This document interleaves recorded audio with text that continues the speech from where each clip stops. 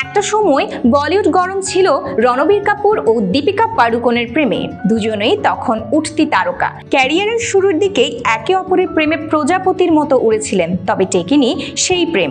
বিচ্ছেদের পর দুজনেই হয়েছেন সংসারী।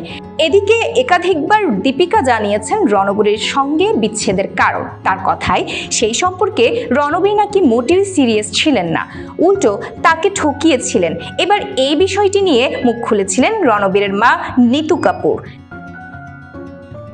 দীপিকার দাবি উড়িয়ে দেন তিনি।